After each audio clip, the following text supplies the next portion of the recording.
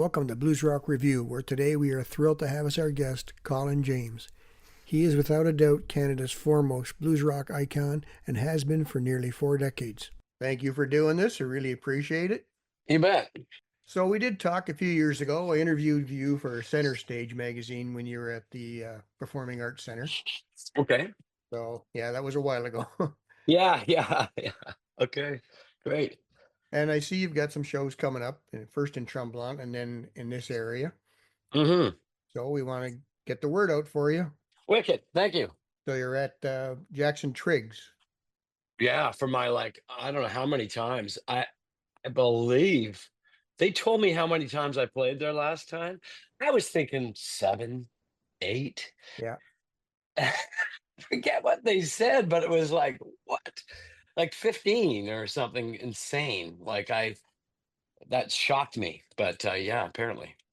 Yeah. I was going to ask you about that. I mean, you've been touring for a long time. It must get tough to keep track of all these places and all these people. It does, to the point where I often will play a place, and I'll just say to the audience, uh, what I think is truthful. Hey, I've never been in so and so before. This is great, and they'll go, "Yes, you have."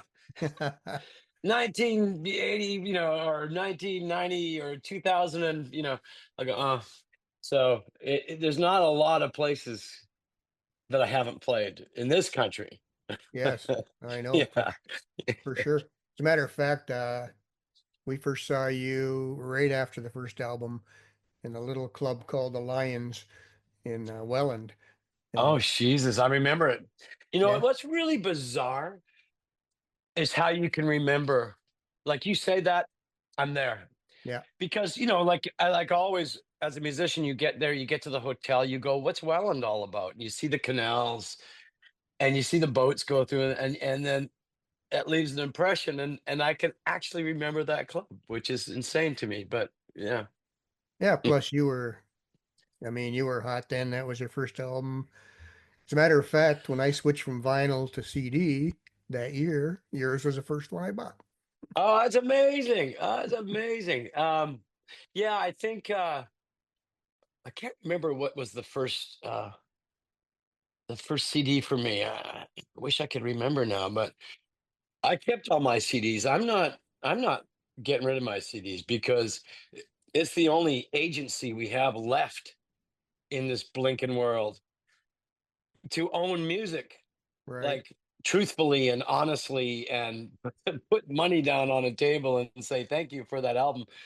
It's wild, and it's like I hate to say it, but we're all slaves to Apple and Spotify and all these people now. And if they ever stop, and all of a sudden, where's your music then? All this paying in that you've done.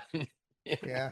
Yeah, well, they're so convenient. They really are, and they don't scratch like vinyl tended to. And they're really.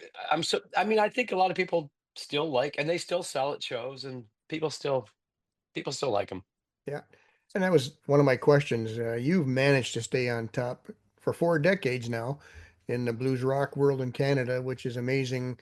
Eh, You obviously got what it takes to do that, but what's it like now with this new music? How do you adjust with all these new formats? And Well, it's just hard, and I think it's hard to quantify how hard, because it's happened so slowly, since the advent of Apple and iTunes. And it's been a number of years now. But it's just interesting how, yeah, it's made it, very difficult to entice record companies with sales because there is none. So it's not like you can go, hey man, I'm gonna make you this. It used to be you'd have some way to quantify your worth to a record company, and now it's just like, well, do you like me? you know I mean, it's really, how many millions of Spotify hits do you have to get before someone takes that seriously? Now it's like, yeah, it is what it is, and there's no putting the genie back in the bottle. So uh It's just, but it's created just, a lot more traffic out there in the music world. Instead of having, 2 people out of 20 making CDs, you probably got 18 out of 20 making CDs. And it just, creates a fatter market and harder to know. You don't want to sound like that guy that goes, "Oh, the old days, na na na na na." But I will say that people had a much more open mind in those days. I mean, radio stations weren't so bent on doing one thing and one thing only, and dare they get out of that little mold, alternative rock or indie rock, or now it's like there's rules and walls. It's back, and that's why I, remember in the early days of Much Music, I had so much respect for them because they would have Dwight Yoakam and then Iggy Pop, and then there was just like people were kind of not forced, but had to keep a bit more of an open mind. And now you can be lost in your own little world online. Yeah. Yeah, But yeah. but like I said, you stayed on top. And do you think that's because you're not afraid to change? You did the little big band, you do the trio, you do the band, you change genres. Do you think that that's kept you there? I do believe it has kept me there, and if not only for my own sanity, because you can't do the same thing every time. I mean, people are always like, "Well, just write another voodoo thing," or do more blues rock, more like you did when you were young, and everyone's got an answer. But music's complex, and your taste changes as you morph through life. Um, and what you look for in music changes as well. But I find, if it yeah, whether it's National Steel, which forced me to play some more like folk festivals for a couple of years with Colin Linden, that was a super great experience in the end of the day. And that record, National Steel, maybe my favorite record I've ever made, just because it was done in such an honest, not expecting much in return from it. Really, it was basically me trying to show that my heart was in what I say as far as my love of the blues, and you know, for the first two or three records, being caught up in the kind of pop rock world. Yeah, I felt like maybe people will think that I didn't love this music and it was just a shill, Hmm. you know, because in the early days it was blues societies, Kitchener Blues Society, it was Toronto Blues Society. Those were the people that got me my early hype. And but when I do look back, I look at all the records that I did that were not necessarily wanted by the record company. Little Big Band One, not wanted. National Steel, not wanted. Hmm. Um, I had to basically just go ahead and do it.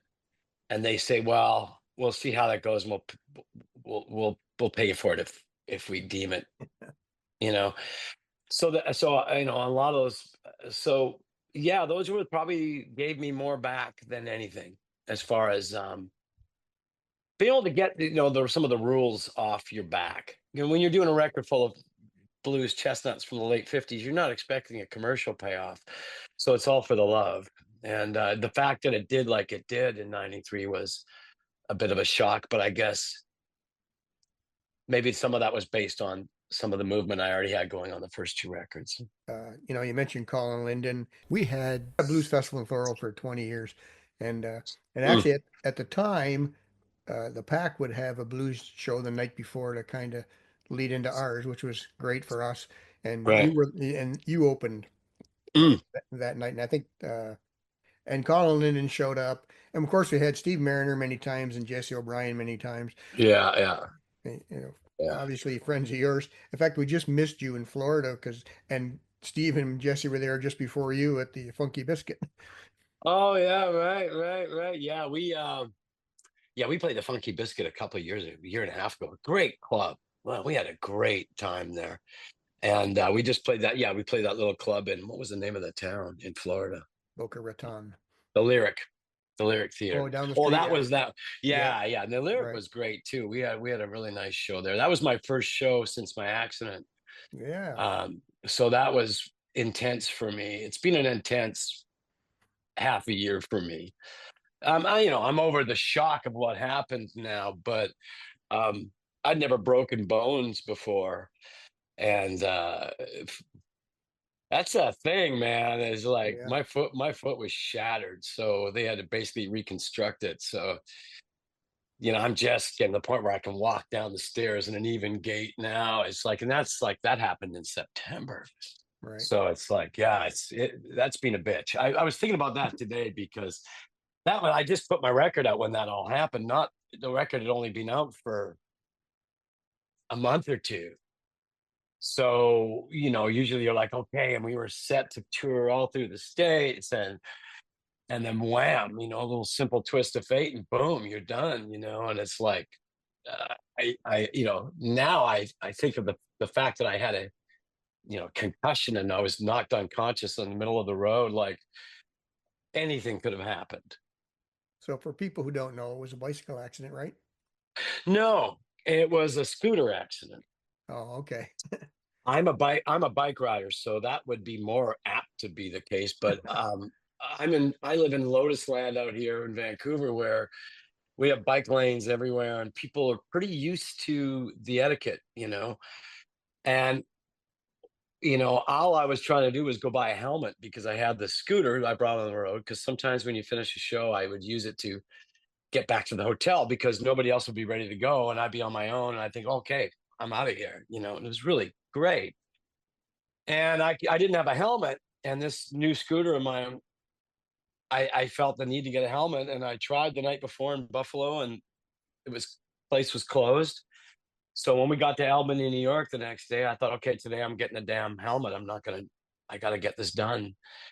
And I made it halfway to the helmet store, and I don't know what happened because I was knocked unconscious, picked up by an ambulance off the road. So Mm, to this day, I don't know who hit me. I don't know how I was hit. wow. I had a pretty massive head wound, Wow. and it was like, yeah, I really feel for people now when I hear people broke something because I didn't used to have that that empathy. It's Yeah. like something you hear all your life is, oh, I broke my so and so, but I never had ever. Right. So yeah, Yeah. Like, yeah, not good. yeah. So just backing up a bit, I mentioned some of the guys you worked with, but you've also worked with a lot of great guys like the legendary Mavis Staples and Charlie Musselwhite, George Thorogood, and of course Bernard Allison.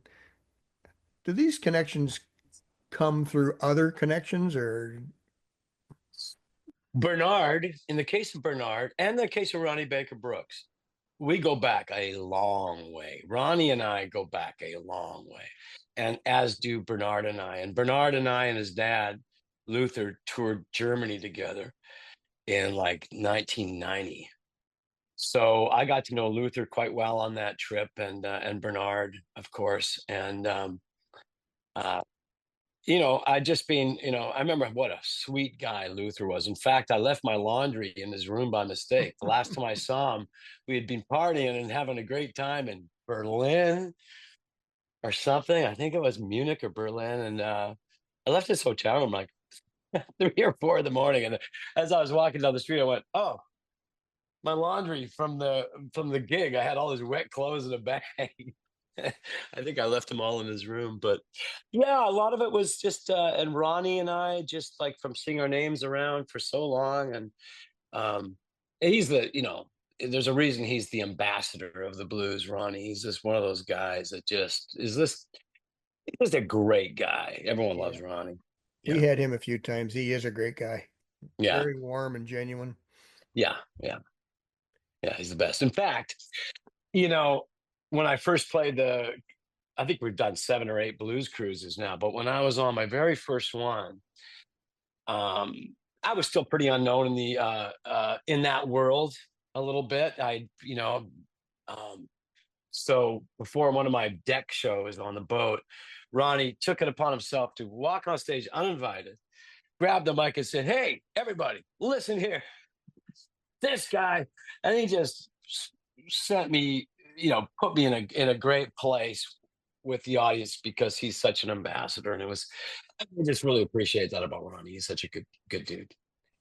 That's interesting you mentioned that because I interviewed Muggy Dew Leach about a month ago, and uh, he mentioned working with Luther on that cruise, and he mentioned you being there too, and I think he was on the In the Mix album too with Bernard. Oh, right. Yeah, So yeah. yeah, he That was nice to. It was really interesting talking to the producer, who's now passed, on Bernard's record. What's his name? I'm blanking. What's his Gaines? Jim Gaines. Because Jim and I. So Bernard says, "Hey, would you throw a solo on this song?" And sure, man. So I threw up the tracks and I did it here in my home studio, and I had to phone the producer and I talked to him. I said, Tell him how I recorded the tracks and everything." And Jim says, "Do you remember you and I having dinner?" And I went, "What?" "Yeah, I flew all the way up to Vancouver. I was going to work with you, and you went with somebody else, but we had." I went, "Oh my God, that's right." It's just like that's what happens after a while. You just the little moments you've forgotten in your life. I'm writing a book right now. that's interesting. Yeah, And what's the focus? I'm on the last chapter, and I think we're going to hand it in by June 1st. And the focus is my childhood all the way up to getting signed to my first record deal. And that's basically a memoir of growing up in the prairies. Um, yeah, and just kind of what happened along the way and all those little bits and bobs that create a career. Who's going to play you in the movie? Don't say go Yeah. go. Don't say David go go. No. You never know what he'll say. You Yeah, never exactly. never know. Boy, he's a funny bugger, Go Go. Oh my God. But Yeah. no, he's such a silly man. But who knows? But it's interesting you should say that because you do have to sign off on Netflix with a book deal. Netflix is there's a Netflix on clause and Really? a bunch of stuff like that. Yeah, just in case. I guess you want to make sure that. But it's Penguin Random House, and I'm working with a co-writer who is just awesome, and we're basically I go nuts. I write whatever I can remember. I send it to him. He puts it into a writerly way, which I do anyway because well, I do that anyway. But he not pronunciation so much or I mean punctuation and all that, but he basically just yeah, takes a fresh view of it, puts it on his, and then I go back through it one more time and make sure it's in my voice and amend where needs be. And it's been really a great experience. I never really had any ambition to do it, and I was just approached, and I thought, well, I don't see why not. And I guess for me, a lot of it is kind of growing up in Saskatchewan or any place in Canada where you don't think that fate will maybe play the cards for you. Um, I'm hoping the book will help inspire somebody who's from Swift Current or from North Bay or from just it doesn't matter where you're Right. from. Right. Yeah. So that kind of gave me a good purpose to keep in the back of my mind, maybe a little blueprint for others to not worry about that, you know? Okay, so for a lot of people don't know, your background history. Stevie Ray Vaughan gets credited with some of your uh, attention. What actually happened with him? Well, it's all in the book. Oh, good, Another good. another Just say reason read the for book. another reason for writing the book is because there's certain questions all my life that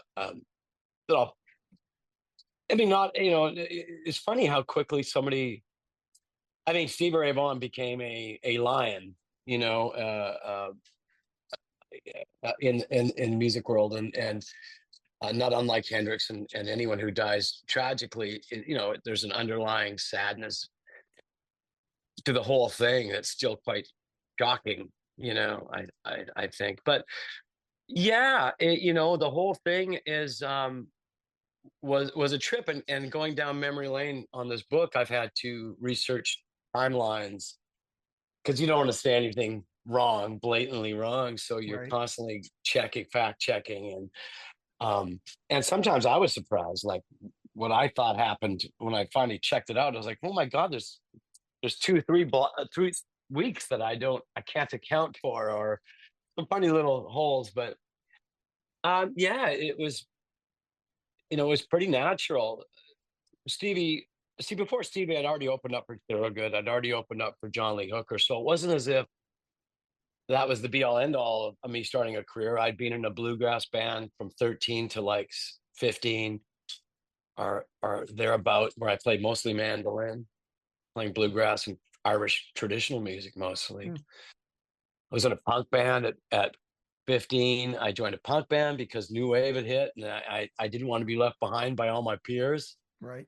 So I headlong into it, you know, against all my older hippie friends' better judgment. They were like, "What's going on with you?" And I was just lashing out, I suppose, like any 15-year-olds, you know. But yeah, and at 16, I opened up for Hooker. That was a big deal for me. And we did 2 shows with Thorogood in 2,000-seat venues, Winnipeg and Regina went out that same year. So that was a big year for me. And then by the time Stevie rolled around, I'd already moved to Vancouver, and I had hunted out a harmonica player I wanted to play with named David Bergen, who was from San Francisco, who was a hot shot harmonica player, just really something else.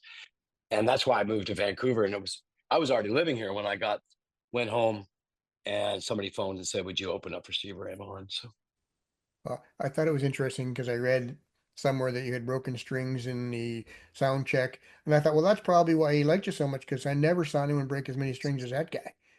yeah, well, no, I broke 2 strings during the show. Soundcheck was fine. Oh, I had 2 guys playing with me that I'd never met in my life, and we got there like 2 hours before the show, had a rehearsal right in front of everybody, including Stevie. Walked in the room and said, "Is it true you guys just met each other?" And hmm. I said, "Yes." I said, "Yeah." And then I had no manager, and I had one guitar, so it was a full house, 2,200 people or so. And I went out there, and within the second song, my one string went, and then a second string went, and I had no spare. So with 2 strings gone, like a G and a B or a G and an E, I was left useless. And I went to the side of the stage, and I gesticulated to Renee Martinez, Stevie's guitar tech. I said, "I don't know what to do." Like I was hiding behind the PA stack, going, yeah. And next thing you know, Stevie Ray Vaughan's guitar gets thrown at me, and that was the start of that friendship, and that was the end of that. Yeah, I saw him one time, and the guy was slapping new guitars on him all night. It was crazy. Oh yeah, oh yeah, yeah. It was so powerful, so powerful. I, I, you know, for people who never saw that, I really do feel bad for them because I mean, you can watch it on TV now, but to be in a room with him playing was no one's ever affected me like that since. Not once. Really. Not me. Yeah. Not like that. Not like Right. that. Not like where you'd go like, "Oh my god, he's doing it again. He's doing the 8th pass of the solo, and it's still going up. Like, this isn't flatlining at all," and it was just mind-blowing, you know? Yeah. So let's back up a little bit. You mentioned your album. That's Chasing the Sun. Mhm. You said it just came out. And it's interesting Oh, too. came out at the time, like last summer, yeah. Right, right. And but the last time I talked to you, you said you wanted to focus more on vocals. And this album certainly does that. Yeah, I mean, I just love singing. It's like, I've grown to love it more and more every record, um trying to find songs that fit in your wheelhouse is just it's you gotta keep looking. And I'm already trying to think of what record I'm gonna make next. It's always this time is always an interesting time because you've got these choices, and a creativity. You never know where it's going to hit you. You never know how it's going to hit you. I found every time I've tried to force myself into a situation like I'm going to make a blues rock record, it never happens that way. Hmm. Your best intentions, what will inspire you. You just kind of never know, and I find it Well, usually when you're not looking for it's when it finds you. that was going to be my next question. So you anticipated, how does an album come about? Do you just keep collecting songs till you're ready, or? Well, you have to watch the world around you, obviously, because you never know what's coming up, what's the next big trend is. I've seen trends come out of nowhere and completely change the face of what's going on. So you got to be, I mean, ultimately, you have to do what you like. And people can say all kinds of things, but if your heart's not in it, it isn't gonna help. So um, you really got to do what you like and trust your instincts and watch what's going on in the world around you. You can't always know, but you might make a record that's fantastic, but if it's in the wrong place for the world, it is not going to help you. So you gotta play around a little bit and keep your eyes open for sure. Yeah. And how do you decide what cover songs you're going to do? Because you've done some great ones. I think you do them, and if you feel honestly that you're bringing something new to the song, you just have to be really honest with yourself. You may love a song to death. Like I tried to cover a beautiful song. Have I told you late? Have I not the Van Morrison song? Who wrote "Have I Told You Lately That I Love You"? The one that we like so much by the Have I told William Bell? Yeah, William Bell. Uh, I don't. There's a song I love of his, but when I recorded it, I thought he's singing it better than I will ever sing it. And I can't. Sometimes you can bring attitude, you can change the tempo. I mean, in the case of Into the Mystic, that was, I mean, I just loved Van Morrison's at that time. I still do. Maybe not as much as I did at that time. There was a few years in my life where I became almost a Van Morrison nut. Hmm. And I would even put up with the records where he was espousing, uh, you know, quasi-religious. I don't know. I mean, he's gone through so many phases, and I would forgive them all because I was such a fan at one point. And I had band members going, "What, you like this?" I said, "Yeah, I like this." I'd have to. So that was where my head was when I covered Into the Mystic, and again, you have to be ready for suggestion. We were that song. I was doing a sound check at the Western Canadian Music Awards when that song came about. And we just went up for a sound check. And for some reason, I started playing that song. No intention, no reason. It was just a stupid sound check. And my manager at the time came up stage after and said, "You have to record that." And I went, "Oh, huh, maybe we will." And then we did record it with a Jim Keltner on drums Hmm. and these all stars from LA. Guess what? It was flat as a pancake, boring. Nothing was going on with it. So we came back up to Canada and we did a session at the warehouse to end the record. And the very end of the day, after trying every other song, I was I was trying to exhaust every possible last minute of the studio time. And I said to everybody, "Would you guys mind if we just tried Mystic one more time?"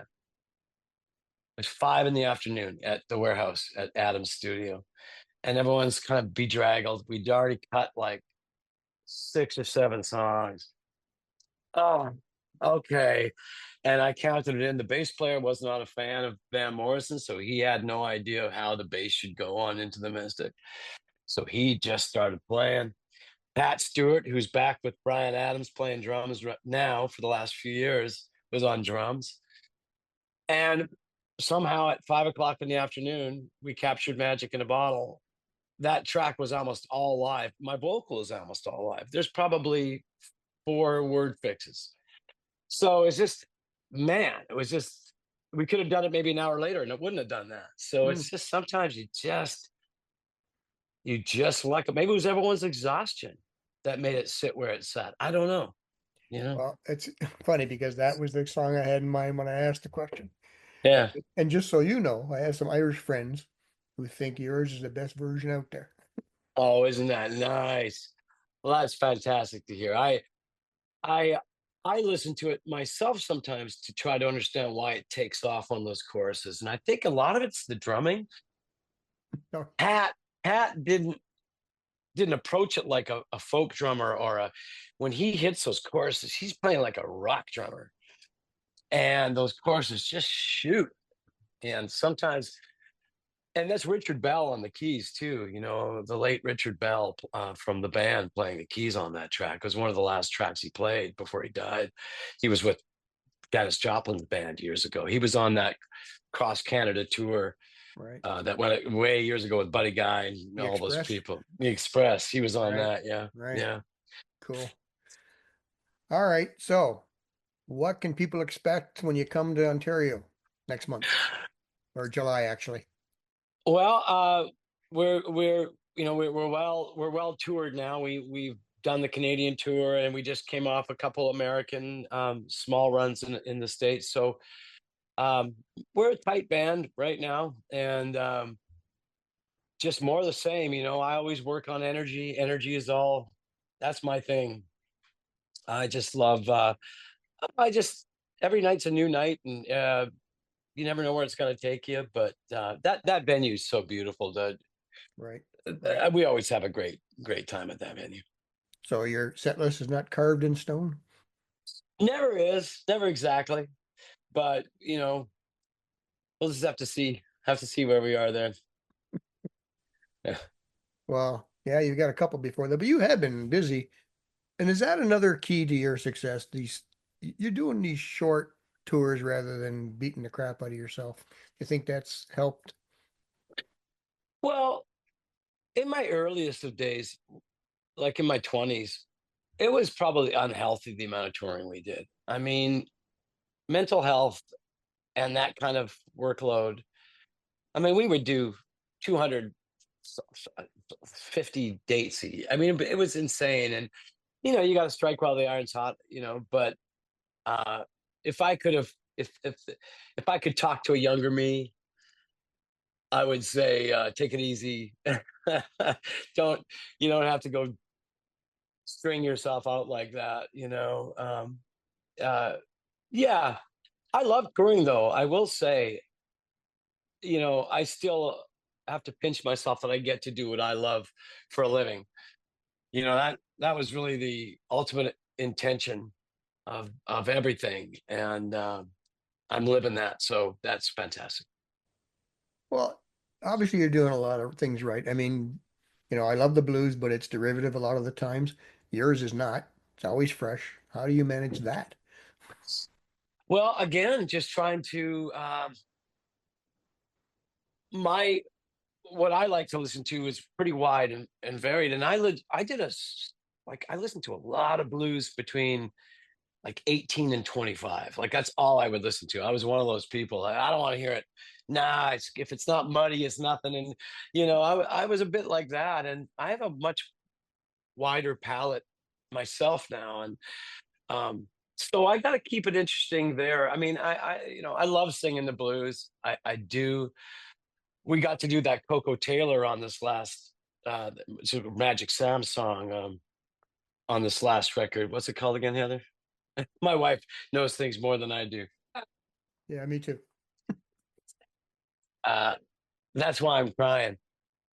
The guts of blues, certain blues to me are they defy. There's just so good. Tin Pan Alley, for instance, as a lyric, or "You Know My Love" by Willie Dixon. Those blues they go beyond just being blues. They're poetry. They're as best as a song can be in that genre. And so you look for stuff like that, and um, yeah, I don't usually just want to go through some blues that's been done a million times by a million people, unless you're going to bring something to it. So it's just always a search, trying to find obscurities, Yeah, but and if you, your writing is always different and fresh and changing. It's not just, you looking for stuff. yeah, well, writing is the thing that I've had to work the hardest on.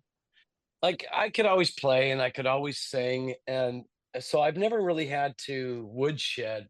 Well, everyone has to woodshed, but I not like with writing. Writing was something I never really aspired to. 5 Long Years was one of the first songs I ever wrote, and, so I've had to, forgive myself for maybe not being as good of as that as I wish I was, and I've always had to work with others, and I'm picky, so I'm pretty aware of when a lyric is tawdry and stupid. So That's you have something. to, yeah, so you have to kinda go, "Nah, no, I can't." So and a guy like Tom Wilson, who I write most of my songs with over the years, I think we're at 40 plus songs. And Tom, Tom's always had a real gift with words. He's talented in that way. And, him and I have always done well together, starting with Freedom so many years ago. I mean, I Freedom was a finished song. It just didn't have a title. So when Tom came out to Vancouver to work on Freedom with me, it all sounded like it does now. It just didn't have any words. So I was going, "Nothing is better than my baby." Mhm. And he went, "How about nothing's better than the freedom?" And I went, "The freedom? What? No." I remember just going, "The freedom." And he was dead on, and that was our first song together, and, yeah, we just been doing it since. Yeah, well, that was a great one. All right, we're almost out of time here, so I won't keep you too much longer. I did see your post yesterday, and I noticed you had the big Muddy Waters poster behind you there. Yeah, yeah, yeah. I got that when I did a CBC. I hosted a CBC blues show years ago called the Blues Masters. Hmm, It was based on a 1968 show in Toronto with Muddy, Sonny Lance Slim, Sonny Terry Brownie McGee, Willie Dixon. So at one point, they found the footage, and the guy who was hosting it in the late '60s, it wasn't politically correct to use some of his words he was using, and the way he talked. Just at the time, was thought inappropriate. So they got me to rehost the whole show and cut it back together again. And that muddy picture was one of the backdrops at CBC Toronto. cool. And I remember before I left saying to one of the techs, I said, "Hey, what's going on with these posters?" And they went, "Scrims or whatever." "Oh, I don't know. An artist just did them all, and we'll probably just, I don't know, probably just put them and file them." And I said, "Well, if you ever want to get rid of one, you know where to send it." And they sent me the Muddy Waters one, so I turned it into a sound baffle for my studio. Nice, nice. Yeah, That's very cool. yeah, I Well, love it. well, like I said, I won't keep you much longer. I want to thank you so much for doing this, and we'll look forward to seeing you in Niagara. Keep Listen, that Mariner in line. you bet. I will. I will. All right.